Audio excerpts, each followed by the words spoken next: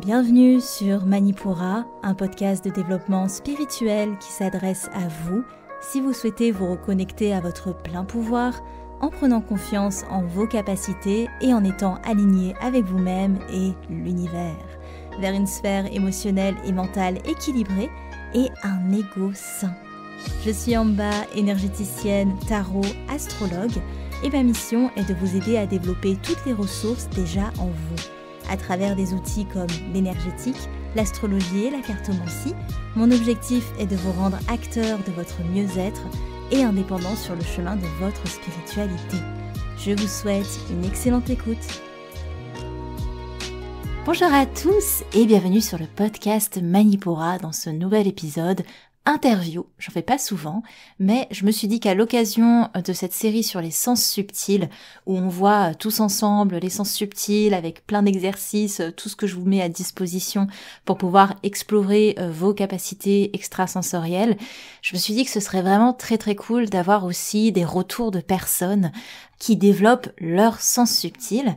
Et comme je vous ai parlé de la claire connaissance dans l'épisode dernier, j'ai eu vraiment le plaisir de pouvoir interviewer Chloé, de son nom plus connu Chloé Bloom. Est-ce que j'ose vous faire l'affront de vous présenter Chloé ? Je pense que beaucoup la connaissent, c'est une référence des milieux de développement personnel en France, pour vraiment parler ensemble de sa claire connaissance, parce que j'ai eu aussi le plaisir de pouvoir lui transmettre mon enseignement lors de la formation énergétique, et c'est vrai qu'au fur et à mesure des ateliers et même en apprenant à la connaître, pour chaque élève je vois à peu près, et c'est ça qui est très bien aussi de pouvoir mettre l'accent sur ce que les élèves développent comme appétence, si je peux dire, en termes de sens subtil. Et dans le cas de Chloé, j'ai vu que c'était la claire connaissance. Donc je lui ai demandé si elle voulait bien intervenir sur le podcast pour nous relater de son expérience, et elle a dit oui, sans compter que c'était aussi l'occasion de présenter Chloé sous une autre facette, et ça me plaît beaucoup aussi, de pouvoir donner cette occasion de montrer une part d'elle qui vaut à être découverte par les gens qui la connaissent. Donc sans plus tarder, je vous laisse avec notre interview et je vous retrouve à la fin. Bonjour Chloé, bienvenue à toi sur le podcast. Eh ben salut en bas, je suis super contente d'être là. Tu sais, un peu intimidée aussi, mais trop contente. On est intimidées toutes les deux, hein. Ouais. Alors qu'on se connaît déjà, tu sais. Mais oui, grave. Non, mais non, no stress. Alors, j'ai trouvé ça hyper difficile de te définir, honnêtement. Donc, je me suis peut-être dit, alors, je pense que tout le monde te connaît de plus ou moins loin. Enfin, conférencière, ça c'est sûr, de ce que j'ai pu voir, de tout ce que tu fais. Entrepreneur, ça c'est clair et net. Inspirationnel, mais aussi un petit peu dans le subtil maintenant. Si tu pourrais résumer ou décrire quelle est ton énergie du moment, comment t'amènes les choses. C'est difficile, hein? Non, eh ben non, la fin de ta question, ça me parle vachement. Parce qu'en fait, tu sais, au début de chaque épisode de podcast, on me demande de me présenter et à chaque fois, je suis là en train de dire, je ne sais pas, il n'y a pas d'étiquette pour Laissez-moi ça. tranquille. Laissez-moi tranquille. Et en fait, là, on va parler en mode énergie du moment. Je crois que le truc sur lequel j'ai vraiment mis le doigt en 2023 et j'aime bien me définir entre guillemets comme ça, c'est que j'essaye de faire passer aux gens plein de messages vraiment autour de l'épanouissement, du subtil, du développement personnel, de la spiritualité, enfin de la vie quoi en fait tout simplement, mais que mon truc à moi c'est d'essayer de simplifier les choses le plus possible pour rendre ça très accessible, parce que je trouve que dans l'univers un peu dev perso ou même spiritualité, souvent tout est un peu compliqué comme terme. Enfin, on a tendance beaucoup à compliquer les choses et à rendre ça un petit peu élitiste. Et moi, j'ai juste envie de pouvoir inspirer les gens sur le fait que c'est super simple. Et voilà, et comment est-ce qu'on peut s'épanouir un peu plus tous les jours? Comment est-ce qu'on peut exprimer un peu plus tout de soi, un peu toutes ses facettes, s'aimer un peu sous toutes ses facettes pour goûter à tout, jouer un peu avec tout, et puis voilà, et se sentir bien en fait. C'est vraiment ça. Ouais, je trouve ça hyper cool parce qu'effectivement, tu as une large audience et cette capacité à simplifier, justement, c'est pas si simple que ça, effectivement. Donc, c'est bien qu'il y ait ce côté on voit large, on essaie de toucher les gens avec tout ça. Déjà, ça intéresse beaucoup de monde parce que tout le monde est énergie. Donc, tout le monde est forcément attiré par ça, mais les gens n'arrivent pas forcément à comprendre, à toucher du doigt ce que c'est. Et le fait que tu aies cette approche où tu essaies de toucher un maximum de monde et en même temps rendre ça accessible, C'est hyper important en fait. Je pense que c'est la première porte d'entrée pour beaucoup de personnes et on se souvient toujours de cette première porte d'entrée dans ces milieux-là. Oui, Tu es c'est vrai, c'est vrai. inoubliable pour beaucoup de gens. Ok, Mm. alors moi aujourd'hui je voulais faire appel à toi parce que tu as suivi la formation énergétique et dans cette formation j'ai pu voir et puis appréhender avec toi le fait que tu avais ce lien avec claire connaissance, avec le sens subtil de claire connaissance. On va définir tout ça, ne vous inquiétez pas. Et je voulais avoir ton retour là-dessus. Mais avant qu'on s'y plonge complètement, je voulais te demander, peut-être pour commencer, c'est quoi tes premières expériences avec tes sens subtils? Donc les sens subtils, c'est ces capacités extrasensorielles qui se manifestent par plusieurs sens possibles, hein. Quelles sont tes premières expériences par rapport à ça, même si c'était pas forcément de la claire connaissance ou tu n'arrivais pas forcément à le définir, comment ça a commencé à arriver dans ta vie, tout ça? Alors le truc, c'est que je pense que ça a toujours été là et d'aussi loin que je me souvienne, en fait, ça a dû commencer vraiment très petite, sauf que ça s'est pas du tout présenté en mode coucou, nous sommes les capacités extrasensorielles et notez donc à capter le subtil, Dans pas un du tout. halo de lumière avec un ange qui arrive, c'est C'est ça? nous. Pas du tout. En fait, si tu veux, pour prendre un peu le truc dans l'autre sens, c'est que moi, depuis que je suis toute petite, je comprends pas pourquoi les gens fonctionnent pas comme moi. Tu sais, t'as des gens qui viennent au monde en comprenant pas pourquoi ils sont différents des autres. Moi, pas du tout. Je me sens pas différente des autres. Juste, je comprends pas pourquoi les gens perçoivent pas les mêmes choses que moi. Donc, si tu veux, quand on a une relation, quand j'ai un échange avec quelqu'un, bah, je comprends pas pourquoi il me raconte un truc alors que moi, ce que je ressens, c'est pas du tout ça. Ou ce que je ressens par rapport à lui, ou ce que je sais, entre guillemets, à propos de cette personne-là, ça colle pas du tout avec ce qu'il est en train de me raconter ou ce qu'il est en train de me présenter. Mais ça, vraiment, depuis toute petite. Vraiment, j'ai même des souvenirs de quand j'avais 6 ans, 7 ans, où je disais à mes parents, ben non, ça, c'est pas vrai. Ben là, ce que vous me dites, ça, c'est pas vrai. Je sais très bien que non. Ben, je le sais parce que je le sens. Là, le monsieur, il fait ça. En fait, il est en train de dire ça. Et tu vois, c'était que des petites choses comme ça qui, en fait, au fur et à mesure, sont devenues pour moi juste, comme je te le disais en off, du bon sens. Donc, j'ai toujours cru qu'en fait, j'avais vachement de bon sens. Ce qui fait que j'ai très longtemps été agacée parce que je trouve que beaucoup de gens manquent de bon sens, tu vois. Donc en fait, et c'est ça, dis-toi même, qui a motivé le métier que je fais aujourd'hui. C'est parce que je trouve que bah, le monde manque de bon sens et qu'en fait, non mais c'est évident quoi. Vous le voyez pas, c'est évident, tu vois. C'est un peu ce truc que j'ai longtemps ressenti jusqu'à en fait, il y a pas si longtemps, il y a peut-être 2, 3 ans, où je mette vraiment des mots dessus en me disant mais en fait c'est tellement évident, ça se voit comme le nez au milieu du visage, pourquoi tu le vois pas? Donc ça a suscité beaucoup d'embrouilles hein, avec des proches, avec des conflits, des trucs où je reprochais constamment aux gens de pas voir ce que je voyais ou de ressentir ce que je ressentais. Et en fait, de comprendre que c'était pas du tout la logique qui expliquait ce que je percevais. Du style, si je vois juste le visage d'une personne en photo, je pouvais dire où est-ce qu'elle était, ce qu'elle venait de traverser, les personnes qui l'entouraient alors qu'on voyait juste son visage. Et tu vois, un exemple flagrant que j'ai eu il y a 2, 3 ans avec un de mes enseignants, il y avait une photo de lui qui était coupé front sous le menton. On devait dire voilà ce qui se passait pour cette personne-là. Et moi, je savais que bon bah elle était au Pérou, il y avait des chevaux à côté, il y avait un couple qui venait de divorcer, que visiblement il venait de marcher 6 heures. Enfin, tu vois, il y avait plein de choses comme ça. Et j'étais là et je disais au groupe, mais bah, ça se voit. Enfin, je veux dire, franchement, faut pas aller chercher bien loin. Faites un peu d'effort, quoi. Tu vois, c'était vraiment sincère. Il me disait, bah attends, comment tu le vois? Bah je sais pas, ça se voit sur sa tête. Je sais pas, regarde, il a un kawaii. Et j'arrivais pas à trouver d'argument. Et c'est là où en fait je me suis rendu compte que c'était pas forcément la logique qui pouvait expliquer des informations qui pour moi étaient évidentes. Et du coup, je me suis dit bon, c'est peut-être pas de la logique, c'est peut-être pas juste du bon sens. Donc est-ce que c'est pas un truc un peu plus spontané? Et donc j'ai commencé vraiment à mettre de la conscience là-dessus dans ma vie sur plein de choses. Et tu sais même quand j'allais au resto, à regarder les gens puis me dire qu'est-ce que j'ai comme info sur eux. Ah bah tiens, j'ai cette info-là. Ah, elle a un petit frère. Oh machin, oh machin. Il y a des gens pour qui j'ai jamais pu confirmer que c'était vrai ou pas et je le saurais jamais. Et puis des fois quand ça se confirmait, je disais oh là là, j'ai eu du bol. Oh qu'est-ce que j'ai eu du bol. Tu sais le doute, le fameux doute de non mais j'ai juste du bol, je suis trop bien tombée, c'est l'effet Barnum, laisse tomber. Puis en fait non, des fois il y a des trucs vraiment beaucoup trop précis et des phrases qui sortent instinctivement ou quand je vais travailler sur des gens, il y a non non mais en fait je suis pas ta sœur, un truc comme ça qui sort, je ne sais pas d'où ça sort ni pourquoi, et bam, la personne se met à pleurer. Bon, bah, c'est que visiblement, c'était le truc qu'il fallait que je dise, je sais pas. Donc voilà, je suis plutôt en train de désapprendre le fait que c'est pas du bon sens, tu vois, plutôt que Mhm. d'apprendre comment faire. Ça, c'est vraiment un exercice qui est pas si simple que ça. C'est qu'effectivement, ça ne répond à aucune logique du mental. Et on a été élevé pour répondre à la logique du mental et les gens vont vraiment expérimenter la vie en se disant qu'est-ce qui est le plus logique de faire, de dire, d'être, etc. Et c'est pour ça, je pense que tu as senti très tôt ce décalage avec cette Mm. intelligence du cœur qui vibrait et le mental de l'autre qui te répondait. Tu vois que c'est pas la même fréquence, la même vibration et du coup, ça passe pas. En fait, ce que tu faisais, c'est de la lecture photo avant l'heure quand tu étais au resto au final. Et oui, et j'ai compris ça avec ta formation, hein, quand même. Mm, mm, Je ne le mm, mm. savais pas avant, tu vois. Ouais, ouais, cette capacité ou entreprendre de scanner les gens, si je peux dire, via leur visuel uniquement, et on a accès à certaines informations que leur corps veut bien nous délivrer. Tout ce que tu décris là, effectivement, on peut rentrer ça dans la claire connaissance. Alors, la claire connaissance, c'est, pour mettre un petit peu de contexte, c'est un peu différent de l'intuition, c'est même bien différent. La claire connaissance, c'est on va avoir accès à des informations, des mémoires universelles de manière fulgurante. On sait pas pourquoi on sait, mais on sait, ça vient à nous.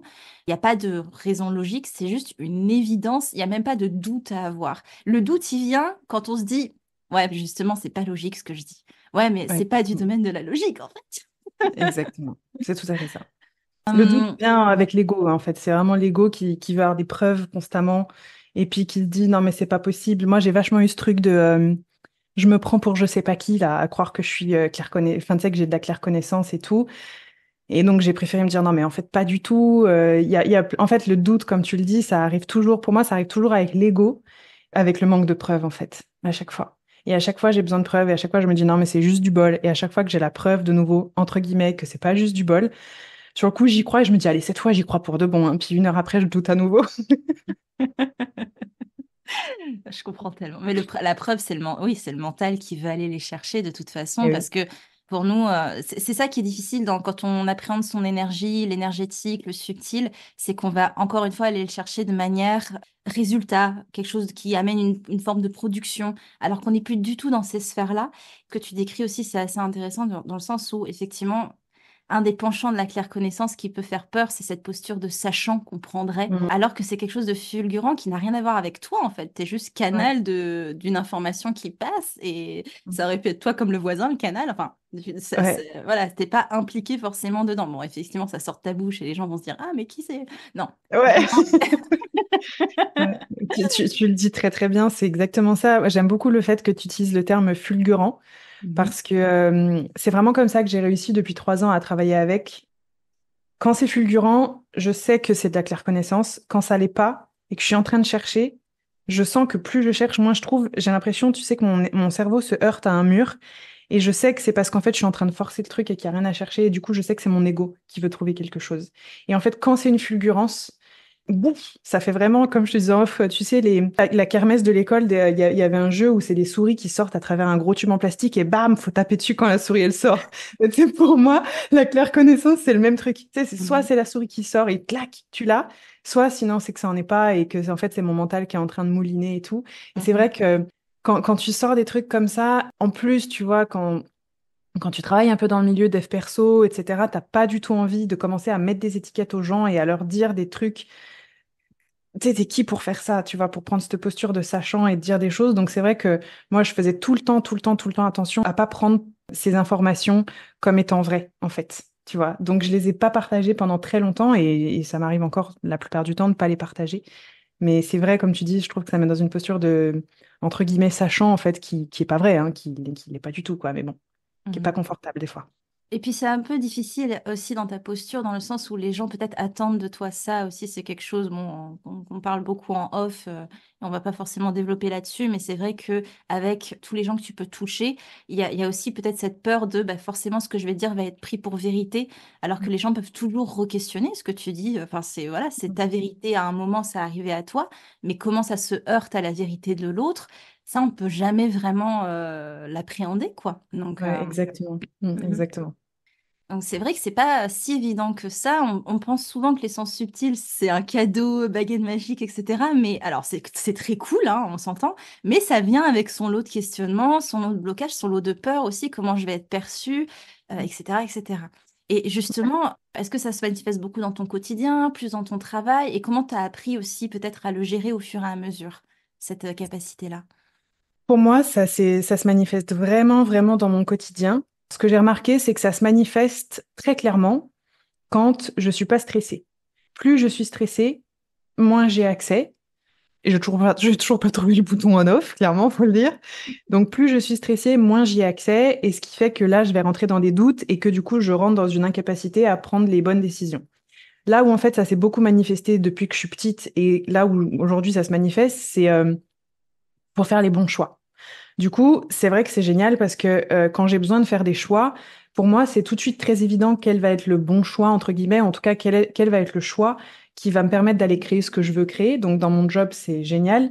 Et tu vois, dans mon job, ça va se manifester, par exemple, créer une formation, on en parlait en off.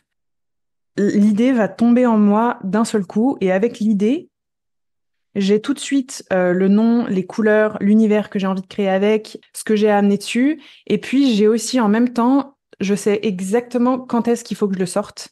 Et je le sais au mois près. Où tu vois, il y a même des choses qui devaient sortir peut-être en mars. Et je dis non, non, en mars, je sais pas pourquoi, mais je le sais, je vais pas t'expliquer.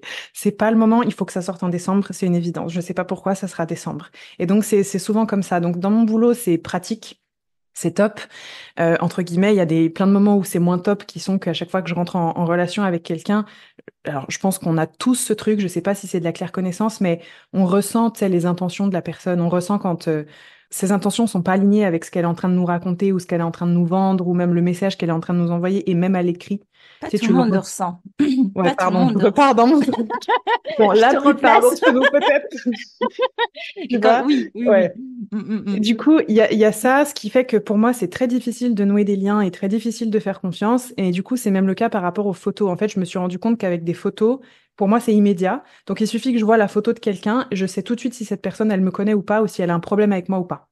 Donc voilà, donc j'essaye avant de rencontrer des gens de pas regarder leurs photos parce que sinon bah tu sais je vais être sur un peu le qui-vive et tout en les rencontrant je parle dans le milieu professionnel parce que forcément j'ai accès à des choses comme ça, tu vois, et puis parfois tu as accès à d'autres choses ou dans ma vie plus privée.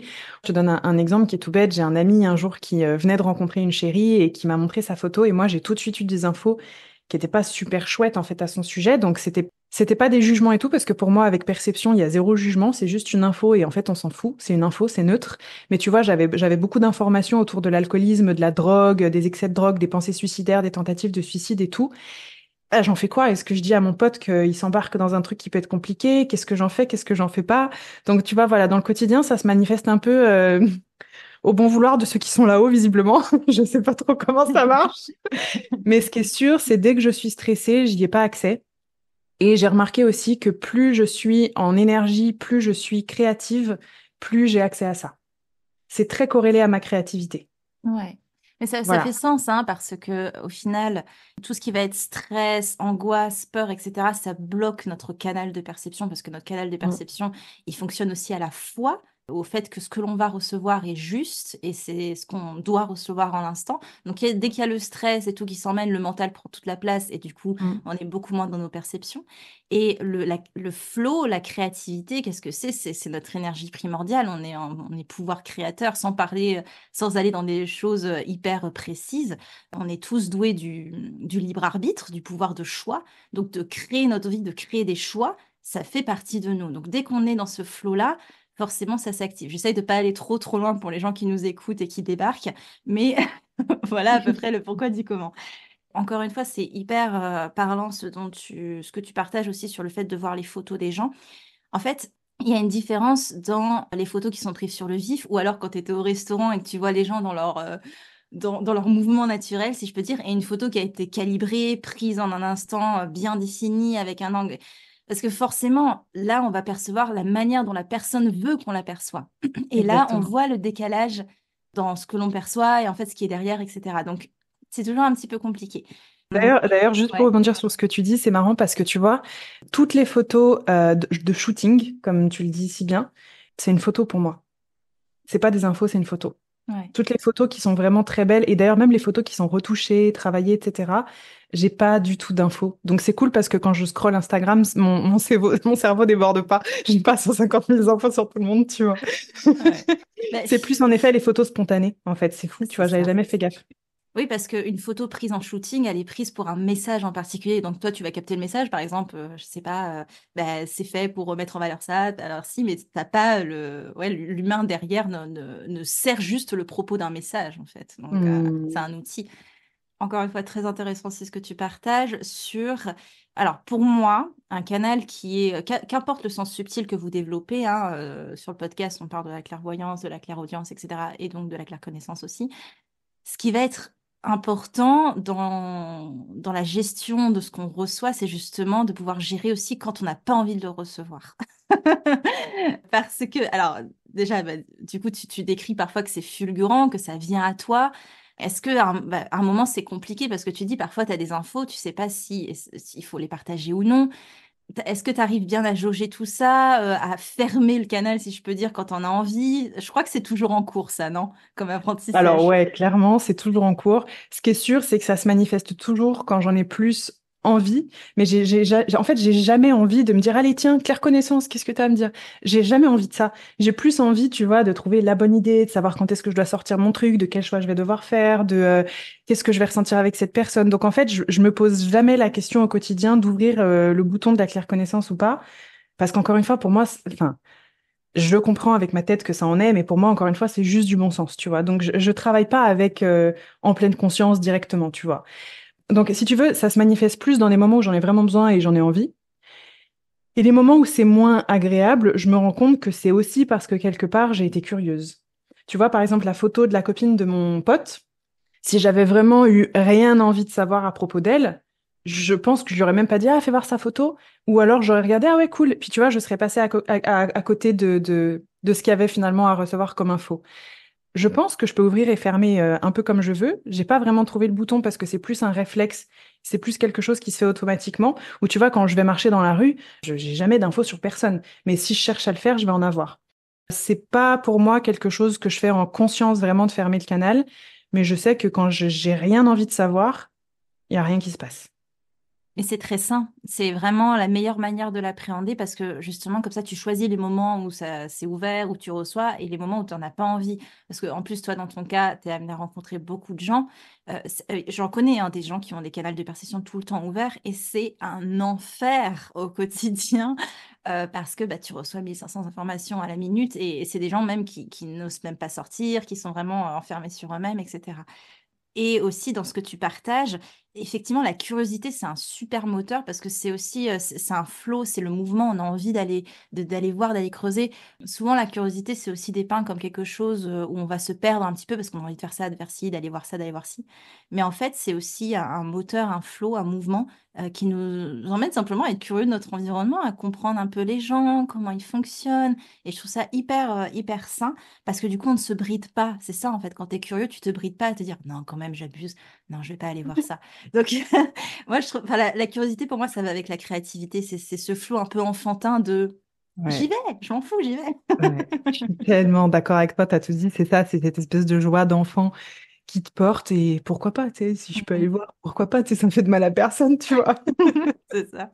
Après, qu'est-ce qu'on en dit? Qu'est-ce qu'on va exprimer? Exactement. Ça, on est responsable, hein.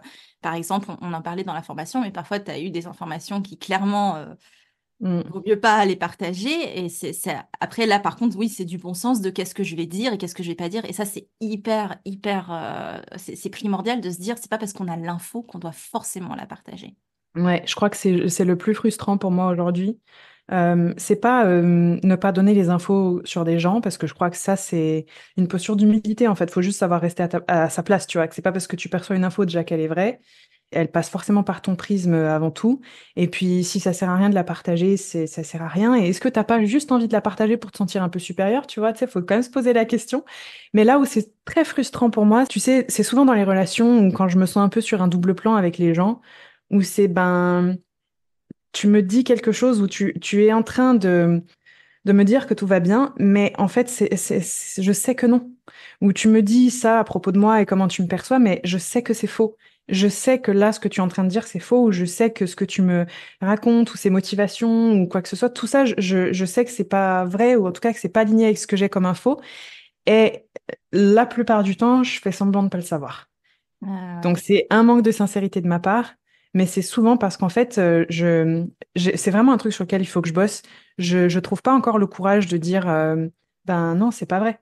Là, tu me dis que Yassi, que tu voudrais trop cela avec moi et que, je sais pas, t'apprécies ça, ça, ça. Mais en fait, enfin non, moi j'ai les infos, je sais que c'est pas vrai, tu vois. Et du coup, je dis rien parce que j'ai pas envie de te mettre mal à l'aise et j'ai pas envie qu'on se dispute et puis j'ai pas envie de passer pour une sachante, j'ai pas envie de me prendre pour je sais pas quoi, et donc je m'écrase. Et c'est ce qui fait que souvent je me retrouve un peu dans des relations où j'ai pas spécialement envie d'être, et je dois faire un peu semblant d'apprécier ou semblant d'être appréciée, alors que je sais pertinemment que la personne peut pas me blairer et qu'elle a une opportunité qu'elle veut saisir, ou au contraire qu'elle fait semblant d'être indifférente, mais qu'en fait elle adore, elle est un peu en mode fan, et c'est super gênant pour moi.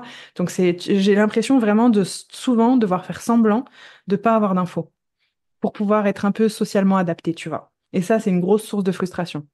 Ouais, je comprends totalement. Alors, bienvenue dans les sphères subtiles.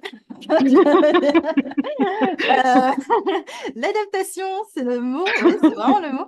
Mais en fait, pour moi, enfin, je comprends vraiment, vraiment ton ressenti là-dessus, mais c'est pas un manque de sincérité dans le sens où t'es pas responsable de ce que la personne amène en fait comme information qui ne résonne pas en fait avec la réalité. C'est elle qui en fait met une image en avant qui n'est pas vraiment ce qu'il y a derrière. Donc t'es pas responsable de l'image qu'elle va renvoyer. Et toi, au contraire, il y a cette envie de pas forcément créer du conflit parce que, bah, en fait, est-ce que c'est vraiment important de confronter H24 les gens à l'image qu'ils renvoient vs ce qu'ils sont réellement dans tout Ouais, c'est clair. contexte? Enfin, c'est pas, dans des contextes particuliers, en thérapie ou en accompagnement, oui, parce que c'est le propos, Mhm. mais tout le temps dans tes relations personnelles, parce que oui, c'est compliqué dans les relations personnelles, mais en même temps, il y a des Ouais. gens qui sont pas prêts à se révéler. Ouais, je suis complètement d'accord avec toi, mais c'est vrai que des fois, je trouve dans des relations, tu vois, ça assainirait tellement les choses, pas forcément en fait que je dise l'info que j'ai, mais qu'on se soit cohérent, tu vois. Par exemple, ça peut être dans un conflit où il y a une personne qui me reproche quelque chose, mais moi j'ai l'info, je sais que c'est pas du tout ce qu'elle veut me reprocher, c'est complètement autre chose, mais elle veut me faire croire que c'est pas ça. Enfin, et elle le veut peut-être même pas consciemment. Et en fait, ben ok, tu me reproches ça, très bien. Mais du coup, je sais qu'en fait, on règle pas le problème de fond qui est à côté. Si on arrivait à parler sincèrement du problème de fond, on pourrait peut-être guérir notre relation et avancer. Et des fois, ben non, il faut faire semblant qu'on croit à ce qu'elle nous dit. Et c'est vraiment là où se trouve un peu la frustration. Je suis d'accord avec toi, faut pas tout dire. Ouais, des fois, d'être un peu sur un double plan et de se dire, putain, j'ai des infos, ça colle tellement pas avec ce que je suis en train de vivre, là, c'est gênant, quoi. C'est gênant. Puis je crois que ça crée aussi beaucoup de solitude, tu sais, de se dire, Fais les gros yeux là, vous l'avez pas vu, mais oui. ouais, j'ai vu le regard d'en bas, je me suis dit, waouh, elle comprend, tu vois, j'en ai eu des frissons sur les jambes, là.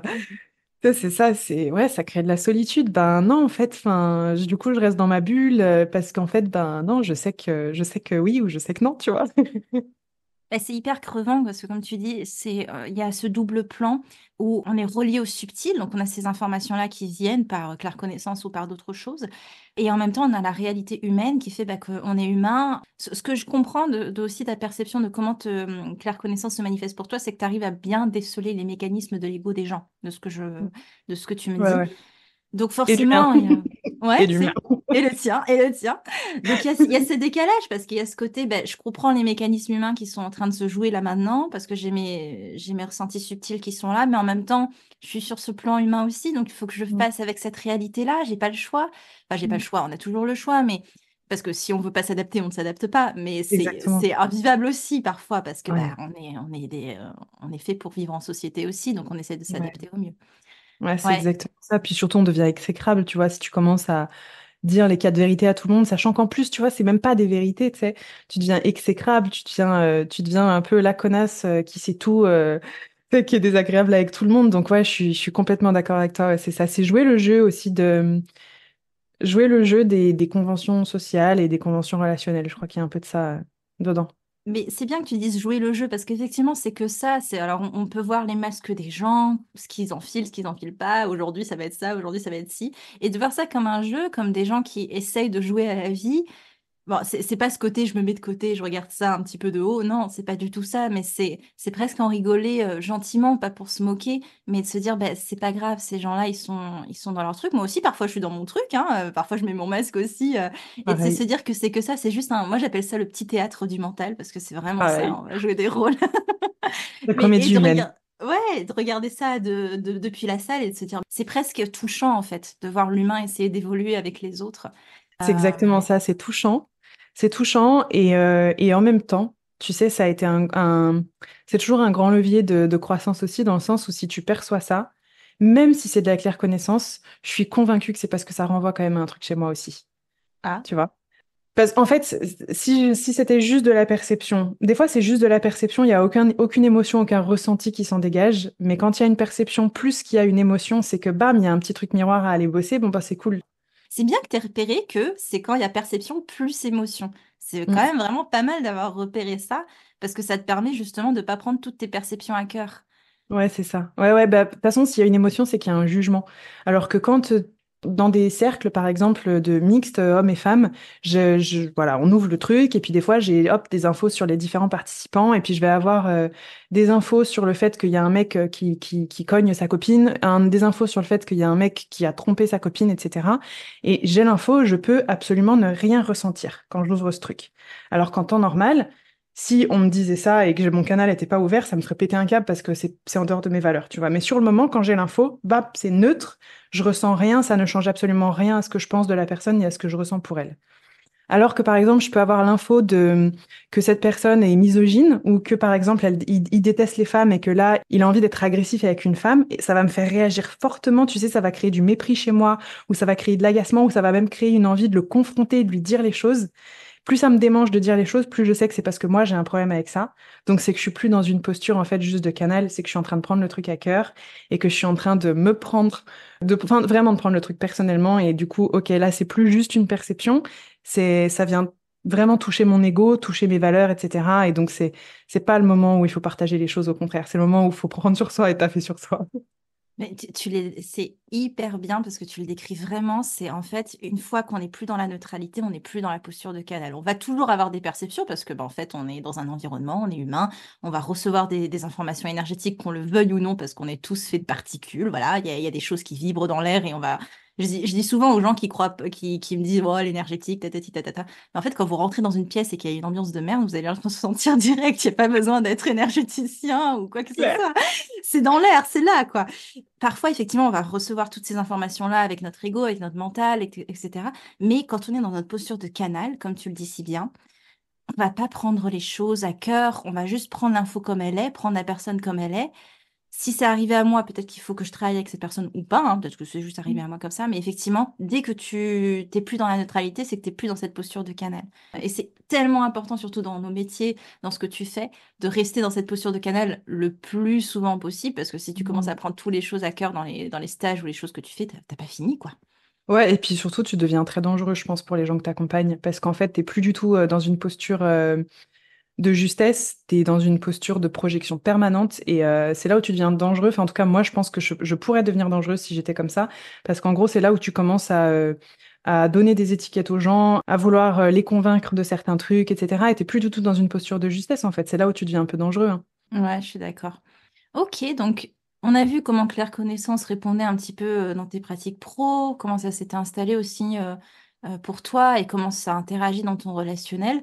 Maintenant, j'ai envie de te demander comment ça répond à tes pratiques subtiles au quotidien. D'ailleurs, est-ce que tu as des pratiques subtiles? Enfin, est-ce que tu l'entretiens? Quel est ton rapport avec au quotidien, avec toutes les autres pratiques aussi que tu as autour? C'est toujours difficile de répondre à cette question parce que je pensais pareil. Avant la formation, je pensais que j'avais pas tant de pratiques subtiles que ça, et puis finalement, je me rends compte qu'en fait, si, tu vois. Sur moi et sur des gens où c'est super instantané, bam, je vais toucher au bon endroit, secouer un truc. Bah, pourquoi t'as fait ça? Je ne sais pas. J'ai senti qu'il fallait, tu vois. Donc c'est plus des trucs comme ça. Donc maintenant, je fais plus attention à ce que je fais aussi. Depuis la formation, je continue de beaucoup travailler mon ancrage. Je check tout le temps mon alignement et le truc que je travaille plus que tout, c'est évacuer mes petites toxines et bien conserver ma bulle parce que c'était vraiment là qu'en fait avant, j'avais pas du tout de pratique subtile pour pouvoir me préserver vraiment, me préserver en fait, rester dans une bulle. Comme tu l'as vu dans les soins, etc., c'est quelque chose qui s'est fait automatiquement chez moi, que mon corps fait tout seul, met en place plein de systèmes de protection, plein de trucs.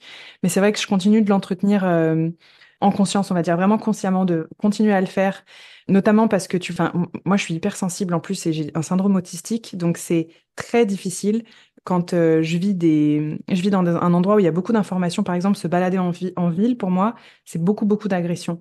Il y a plein de choses que j'ai du mal à faire. Par exemple, j'ai toujours besoin d'être le dos contre un mur. S'il y a des gens qui passent derrière moi, ça peut me créer énormément d'insécurité. J'ai l'impression que c'est super intrusif, etc. Donc là, je vais vraiment beaucoup travailler justement ma bulle. Ça, c'est vraiment pratique subtile que j'ai au quotidien et que j'ai de manière très régulière aussi. C'est vraiment le travail sur mon énergie sexuelle qui avant était pas du tout consciente, qui était vraiment OK. Tout mettre en place dans ma vie pour que cette énergie créatrice, elle circule super bien, que je sois en énergie. Ça a été assez instinctif, on va dire. Mais là, depuis que ça me pose quelques petits soucis, on va dire, et que je maîtrise un peu moins le bazar, j'essaye vraiment de prendre du temps pour faire circuler tout ça. Donc, je fais beaucoup de transmutation sexuelle. Je fais vraiment des exercices, tu sais, avec les bandas, etc. En plus, t'en parles aussi dans la formation pour vraiment transmuter, faire remonter, parce que le feu que j'avais dans le bas du ventre est douloureux de plus en plus. Donc voilà, j'apprends vraiment à vraiment faire circuler tout ça. On a des pratiques tantriques aussi avec mon chéri, justement. Mon chéri fait aussi de la transmutation sexuelle. Je crois que ça, c'est vraiment les plus grosses pratiques en subtil que je vais avoir dans mon quotidien pour moi, en tout cas, en Mhm. dehors du pro. Ok. Alors, la transmutation sexuelle, si je comprends bien, en fait, c'est un outil pour toi d'évacuation énergétique, au final, d'une certaine manière, ou pas? De soulagement. Alors moi, je dis soulagement dans le sens où en Ouais. fait, ça a commencé, et c'est là où je pense que ma claire connaissance intervient, si j'y réfléchis, ça a commencé où vraiment j'avais trop de feu dans le bassin, ça me provoquait vraiment des effets qui étaient très désagréables. J'ai eu un éveil de Kundalini spontané il y a plusieurs années alors que je connaissais rien à tout ça. Pour moi, la spiritualité, c'était le diable avant et tout, tu vois. Donc ça m'est arrivé boum d'un coup. Instinctivement, je me suis rendu compte que le feu qui était vraiment très très concentré dans mon bassin, bah, tu vois, le soir, je faisais des trucs un peu automatiquement, intuitivement, entre guillemets, avec mon ventre pour m'aider, en fait, à faire circuler vers le haut. Puis ensuite, ça a été avec la respiration. Puis ensuite, j'ai trouvé des postures dans lesquelles je sentais que ça circulait mieux. Ensuite, des mouvements. Ensuite, des musiques. Ensuite, des tas de choses. Donc, ça s'est fait super intuitivement. Tu vois, je me suis pas formée là-dessus à la base vraiment pour m'aider. C'est là où je pense que ma claire connaissance intervient. C'est que j'ai pas eu à chercher de technique en particulier pour que ça circule et que ça s'évacue. C'est juste comme si je savais quoi faire en fait au bon moment. Et puis après, j'ai compris avec la tête ce que j'étais en train de faire. En mode, ah Mhm. ben non, en fait là, j'utilise ce banda et puis je fais ci, et puis je fais ça. Ah mais en fait, attends, je fais de la transmutation sexuelle, mais j'avais pas compris. Voilà, donc ouais, pour moi, c'est plus un moyen d'évacuer, de soulager et d'arriver à faire circuler pour éviter que ça reste tout stocké au même endroit et que ce soit douloureux et que ce soit aussi un trop plein d'énergie qui fait que, comme on en a déjà parlé en off, parfois j'ai trop d'énergie, ce qui fait que ça déborde, j'ai 150 000 idées à la seconde et c'est trop, j'ai l'impression d'être électrisée, je sais plus quoi en faire, il y a trop d'idées, il y a trop de brûlures, trop de libido, trop, tu vois. Donc, c'est comment je vais arriver à faire circuler tout ça. Bon, je suis toujours en cours d'apprentissage, hein, je vais toujours pas trouver le bouton d'allumage non plus, mais c'est Mais en c'est cours. déjà bien, c'est déjà bien. Il y a une utilisation, comme tu dis, intuitive des bandas. Les bandas, c'est des verrous d'énergie dans le corps qui nous permettent d'ouvrir ou de fermer pour évacuer et ou concentrer l'énergie dans le corps. Il y a eu une utilisation aussi intuitive des vailloux. Les vailloux, c'est des courants d'énergie dans le corps qu'on va utiliser pour amener l'énergie dans telle ou telle direction. Et aussi, de ce que tu dis là, c'est vraiment nécessaire parce que dans les pratiques subtiles, quel que soit votre canal de perception, l'info doit venir vient à vous, c'est très cool, mais il faut qu'elle sorte aussi. Ouais. Elle n'est pas faite pour rester accrochée au risque effectivement d'être stockée, de créer des trop-pleins. Et en fait, bah, c'est comme le corps physique, hein. Si vous mangez quelque chose, il faut que ça ressorte, hein. Donc, on a des systèmes d'évacuation dans le corps, la sueur, les règles, etc., etc. Mais énergétiquement, il faut aussi des systèmes d'évacuation. Sinon, c'est invivable. Ouais, exactement. Et c'est comme les émotions et tout. Il y a une corrélation que j'ai faite seulement il y a 2 ans. C'est que je me suis rendu compte que les mois dans lesquels je suis tout le temps en mode go, go, go, j'ai pas le temps de prendre soin de moi, me connecter à mes sens subtils, travailler mon énergie, évacuer, pleurer, demander de l'aide. Ces mois-là, mes règles sont invivables, extrêmement douloureuses, très abondantes, etc. J'évacue. Et quand j'ai un mois, au contraire, où je suis beaucoup plus sensible à mon énergie, moins dans le mental, et que j'adapte beaucoup mieux en fonction de mon énergie et que je palpe un peu mon énergie tous les jours en me disant, OK, ben là, tu vois, je suis fatiguée, là, je sens que j'ai beaucoup d'énergie, voilà. Enfin, tu vois, que c'est plus adapté à ce dont j'ai besoin, ben, ça se passe super bien et pas de douleur. Il y a une vraie corrélation parce que c'est un super moyen d'évacuation pour moi, mais bon, ça, tu le sais, en dehors des soins, je crois que pour moi, le verrou d'évacuation, il l'a, donc, C'est ça. C'est clair, mais on voit qu'il y a une vraie un vrai apprentissage et une vraie adaptation de ta part. Tu parlais juste avant aussi de quand il y avait avant il y avait ce côté où quand il y avait un environnement vraiment où c'était très que tu étais très entouré, etc. Ce côté de se mettre vers le mur, d'avoir cette et du coup tu as travaillé beaucoup ta bulle de protection. On voit que tu as mis en place des choses quand même pour gérer tout ça, mieux apprendre à vivre avec et au final avoir cette fermeture de canal. Tu disais tout à l'heure que c'était assez intuitif, mais en fait de ce que tu me racontes là, je vois quand même que ça a été un process qui a été travaillé en chemin. Donc, Ouais. Non, mais oui, en plus, enfin, c'est un process qui est long. En plus, clairement, c'est un process qui est long. C'est mhm. un process qui est long. C'est tout comme le fait de quand tu sens pas une personne, c'est pas fréquenter parce que sinon ça te draine de l'énergie. Et c'est un process qui est long d'apprendre, à fermer, à se protéger. Ouais, c'est un process, t'as raison. Hein. Mm. Et justement, alors, j'ai envie de te demander, quelle est, alors j'allais dire quelle est la suite, mais en fait, on sait jamais trop, mais en fait, dans l'idéal, comment t'aimerais développer ton énergie maintenant, aujourd'hui, là, à partir de ce point de départ? Qu'est-ce que tu penses être la continuité de tout ça? Comment t'aimerais que ça évolue pour toi? Attends, j'étais en face d'un trou, il y a une souris qui est tombée. Parce que attends, j'allais t'expliquer une réponse, tu vois, bon, qui était que j'avais bien préparée par rapport à, tu vois, cette année. La réponse, tu vois, qui m'est venue là, c'est apaiser le feu. Visiblement, enfin, c'est vraiment le truc qui vient, c'est que apaiser le feu. Pour la suite, c'est vraiment ça, la suite logique. On en a en plus vachement parlé toutes les deux dans les soins. Je sais qu'on a travaillé dessus. J'ai aussi travaillé dessus pendant la formation et tout. Là, c'est vraiment apaiser le feu pour faire circuler mon énergie de manière beaucoup plus fluide, moins condensée. Et je sais que ça va me demander aussi d'apprendre à beaucoup plus lâcher prise, abandonner, entre guillemets, c'est-à-dire à vraiment savoir m'abandonner parfois à ces choses-là et à arrêter de remettre en question sans cesse le fait que l'énergie, ça existe, que oui, les capacités extrasensorielles, ça existe, parce qu'il y a quand même toujours une T'as part de encore moi. besoin de Ah, preuves. mais je te jure, mais c'est un truc de fou, mais j'ai un ego qui est gros comme la terre. Je te jure, c'est un truc de fou. Il y a toujours une partie de moi qui n'y croit pas. Il y a toujours une partie de moi qui est extrêmement sceptique là-dessus. Et je pense que cette partie-là, c'est une partie qui a la trouille et qui est en contrôle complet. Et c'est ce qui fait quand il y a encore des choses qui font que l'énergie, elle circule pas toujours bien. Tu n'auras jamais assez de preuves pour nourrir le mental. C'est ça le problème, c'est qu'il n'y a pas de ligne d'arrivée. Et pourtant, tu en as fait des soins, tu en accompagnes des gens, donc tu Oui, je vois quand même sais. qu'il y a une corrélation quelque part à un moment. Non, mais je sais, mais je vais Ouais, toujours trouver des explications logiques. ouais, c'est de te convaincre en fait Mais oui. ouais, ouais. Mm, mm. Et pour ce feu, bah, moi, effectivement, tu es déjà en cours. Hein. C'est clair que tu as déjà commencé ce travail-là. Je dis souvent que notre feu intérieur, à nous de décider à quel moment on veut que ce soit un gros feu de cheminée qui amène beaucoup d'énergie ou un petit feu de camp, train Mm. sympathique où on est autour. Et dans ton cas, tu as une énergie très feu, très yang de base. Et c'est comment réguler ce feu, ne pas l'éteindre parce que ça fait aussi partie de toi, mais comment le réguler et le mettre à des bons moments, intenses à des bons moments et plus calme à d'autres. Donc, Mm. c'est un apprentissage Mm. en cours. Exactement. Donc là, je sais que maintenant, tu as envie t'assumes plus ça chez toi, mais aussi dans les accompagnements que tu amènes. J'ai cru comprendre du coup que tu allais amener ça dans tes accompagnements. Est-ce que tu veux un peu plus m'en parler, enfin nous en parler?